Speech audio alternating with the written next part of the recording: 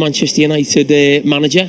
How's it going? What were your thoughts on the back of it? It's come out now. I've seen it this afternoon myself. Yeah, I told something. I really enjoyed it. I mean, obviously, you've gone and interviewed Jurgen Klopp. You've gone and interviewed manager. It was actually the first time I've been back in at Carrington since, obviously, we went. It was a couple of years ago now, wasn't it? And spent a bit of time with him before the interview. Obviously, we don't get a chance. People might think that you speak to Jurgen Klopp on a regular basis, or that I would speak to Manchester United people on a regular basis. We don't. We're in the media and we do our jobs. And I've not spoken to anybody in the football department at United for a long time. So it was good to go in there and just speak to him and asked him the questions that I wanted to ask, and sort of, if you like, it's been a challenging time. Did you get the answers you wanted? I think, look, I thought he said as much as he possibly could say. What I read was that there's no doubt that Ineos coming in provides an opportunity for Manchester United, but it also provides some vulnerability in the sense that you can see the changes that they're making all around the club, and he's almost last man standing when it comes to the senior people in the club. The CEO has gone, the interim CEO's gone, the CFO's gone, the technical director's been moved, and the sporting director's gone. They're the 5 senior people in the club, so he's obviously the head coach stroke manager, and in the next couple of months obviously Manchester United will make a decision on Erik Ten Hag for next season. But I felt more certain, I said a couple of weeks ago, I hope he gets another season to sort of prove, same with Maurizio Pochettino at Chelsea. I felt more certain after having spoke to him and seeing the sort of reaction today of United fans, that he's always had a lot of support from United fans. United fans don't turn on the manager, that I felt that he would be in a position to stay on one more year, and that this season, look, some of the football and some of the performances have been really poor and unforgivable at times. You think of what happened in the semi-final against Coventry. Some of the performances in the league that we've seen have been terrible. But you asked him, I saw the interview, you asked him about the structure of his team.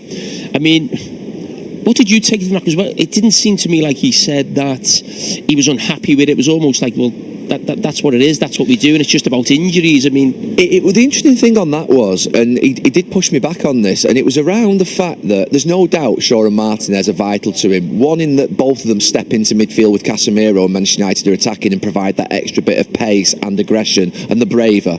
So that was massive for him, there's no doubt. He said that to me off camera, he said that to me on camera. It's obvious, we know Shaw's a big loss, we know Martinez is a big loss. But the one thing he said was, when I pushed him on style, was that Manchester United last season had the most clean sheets in the Premier League playing the same way, and actually scoring goals was the problem. And he said that's proof that my style can provide good defensive stats in terms of clean sheets. But didn't they also? I'm just trying to think, it's just coming to me off the top of my head. When it did go badly, it went badly wrong. I'm talking about clean sheets, but in terms of conceding goals, you think there's sort of 6 at City, 7 at Liverpool. Yeah, I think 3 at Aston Villa. I think there was 4 at Brentford. The away record against big teams and some of the performances, they conceded 6-7 goals, but David De Gea won the Golden Glove basically and had the most clean sheets. So it did push me back a little bit, that, because you do forget that, don't you, when you think about Manchester United and Erik Ten Hag last season. They had a lot of clean sheets, even though they conceded goals as well in certain games. So it was a case of, look, this style can work, it's the personnel that are in the style, and we've had horrific injuries. He showed me the fact that there are 30 combinations at back 4, 30 different combinations. Now we know that's going to cause a problem. I still think there are games where they should be doing a lot better, and to be fair, I think he thinks that as well. But he pushed back, and I expected he would do. But I felt coming out of there that I was glad I went in and had the conversation for half an hour. And I think there's no doubt when you meet someone and you speak with them, when we went 2 years ago, you understand the level of work and thought and effort, the obsession of managers' work that they do. And I do feel that giving Erik Ten Hag one more season will definitely work for Erik Ten Hag. I think the fans, to be fair, wouldn't have a problem with it. And I think even for Ineos, to allow them just to bed into the club and not have to think about replacing a manager in the next couple of months. You've got a new sporting director, Dan Ashworth's coming in, a new technical director, Jason Wilcox, is coming. You've got a new CEO coming in. If they're having to embed and integrate a new manager as well at the same time, that's a lot to ask. You said about Jason Wilcox in the interview in terms of a game model. Yeah. And I've seen his answer on that, and Jason Wilcox has only just been there a week. But when you talk about Manchester United, you talk about a game model, you're talking about being on the front foot, creating chances, scoring goals. This Manchester United team this season have scored the same amount of goals as Bournemouth. I mean, is that a problem as well? Brighton, Brentford as well? I mean, look, the performance levels at times, there's nothing more to say. We've run out. I think we've all run out of things to say about Manchester United this season. The whole season is dependent upon that FA Cup. But you're right, when he talked about game model, there's no doubt that he felt as though there was a game model being built that was in Manchester United, sort of, if you like, values and principles that sort of, within the boundaries of that. But Jason Wilcox has been brought in to develop a game model. Obviously, Darren Fletcher was in there before. Darren Fletcher's still there doing the job that he was doing. I think, if I'm not being traditionalist here and sort of looking back, but I think Manchester United have a game model. I think they've always had a game model, in terms of the style of play, in terms of the way in which wide players are very important, speed's very important, passing the ball with speed and tempo's really important, attacking play. That is a game model. Now, if we're talking into the granular detail of what positions technically and stuff like that, which they do, they break it down into sort of the nth degree nowadays. That's what obviously will happen in the next few years, but you're still going to have individual coaches coming in who interpret that in a different way. And Jurgen Klopp's game model, was it the game model of Kenny Dalglish or Bob Paisley or Bill Shankly? No. There's no doubt that you'll have to develop and take it forward. I mean, very different style to Gerard Houllier or Rafa Benitez. You think about the game model of Liverpool under Klopp's can be completely different. The game model of Pep Guardiola. Are Manchester City going to keep that same game model forevermore? There's no other Pep Guardiola that exists. So I think it's more about values and principles for me that a club adhere to rather than the specifics of tactics and systems. Okay, well that's enough of Gary Neville. It's bad weather, by the way, isn't it? I know, it's not great weather.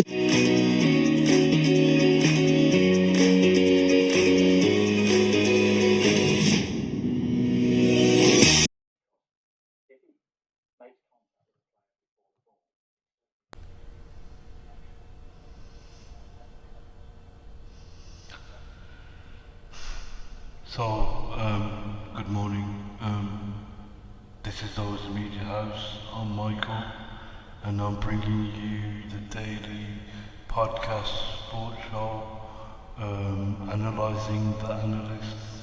And today I'm discussing the video I saw of Jamie Carragher and Gary Neville on Gary Neville's recent interview with Erik Ten Hag and his analysis of that half hour with Jamie Carragher. So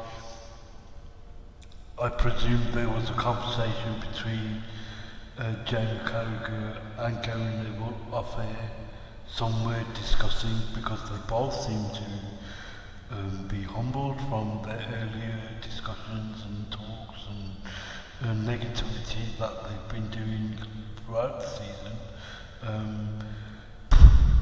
We've all heard the negativity, especially on Sky Sports News, the couch, where Vicky Gomersall has interviews with, I think it's Darren something, one of the journalists, and some of these journalists are so pathetic. Oh my God, it's unbelievable how they portrayed United and Ten Hag in this manner, and some of them have to be questioned on their judgments and what Erik Ten Hag said a few weeks ago on how media should be embarrassed on some of their analysis and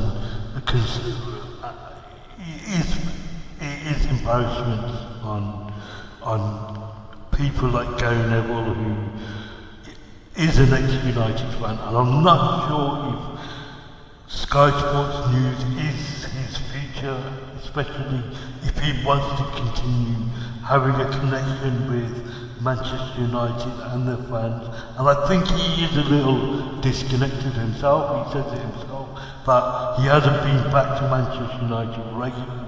He doesn't go back there and see what the ins and outs, and he doesn't see what's going on behind the scenes. He's obviously not the manager.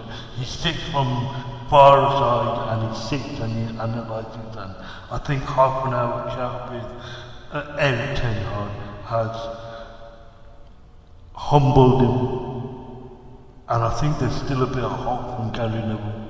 I think Manchester United are heading in a new direction with the Ineos coming in and all that, and we need someone who can rally the fan base because it's so divided. divide and conquer is the British way, it's the English way, it's divide and conquer, and that's what's happening to Manchester United right now. For the past decade, there's been all these fan channels like Alice Talks Football and Mark Goldbridge and the Stretford Paddock, and no one else can get a say. And then you got like the Manchester United Foundation, the Manchester United Supporters Trust, Must, who, I'm sorry, you don't speak for everyone. And I think Gary Neville speaks to a lot of these people from Must, and you know, he forms his opinion based on that, and that's not your entire fan base. You know, if you speak to Ineos, they have their China connections. You will find out half the population of China are Manchester United fans. You wouldn't believe it. You wouldn't believe it. You wouldn't believe that half of India are Manchester United fans. You wouldn't believe it. You wouldn't believe that in Australia, half of them are Manchester United fans. If you go to USA, half of them are United fans. Let's say every country in the world, every single populated known country in the known world, half of them are Manchester United fans. Imagine it.